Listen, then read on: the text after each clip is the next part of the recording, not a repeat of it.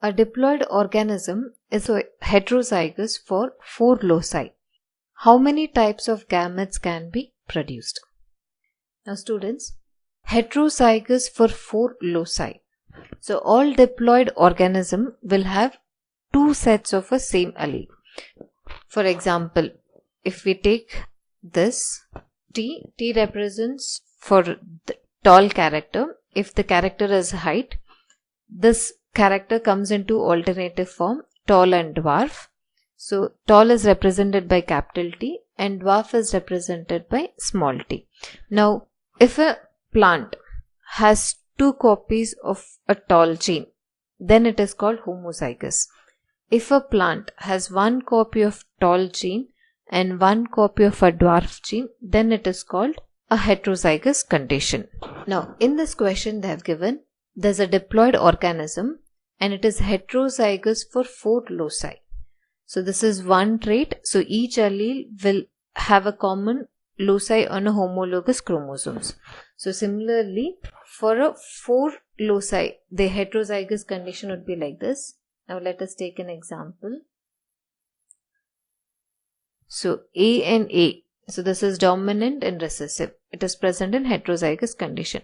Now the trait B, there is 1 dominant and 1 recessive. And the same with C, 1 dominant and recessive. And the last one D, 1 dominant and recessive. So here each of these traits are present on a 4 different loci and all have alternative forms. So such an organism can be called as diploid organism, heterozygous for 4 loci. So if this is the genotype of an individual, so when such an individual produces gametes, what possible combination of gametes would be formed? Now that is the question. Now every time we cannot calculate and write what are the possible combination. Now to calculate there is a formula.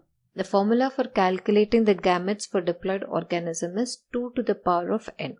Now the number 2 to the power of n represents, so here n represents the number of heterozygous loci. So here there are 4 heterozygous loci.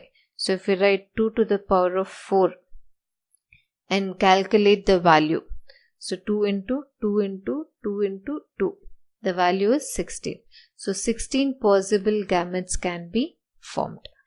So in this example, the heterozygous loci is 4. So the number of possible gametes formed is 16. Now let's take another example.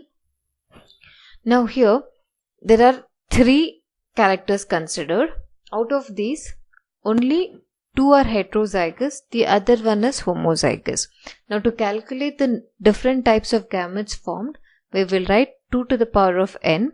Now here the value of n would be 2 to the power of 2 because only 2 traits are present in heterozygous condition. The remaining one is present in the homozygous condition. So we will not consider it. So it would be 4. The number of gametes formed would be 4.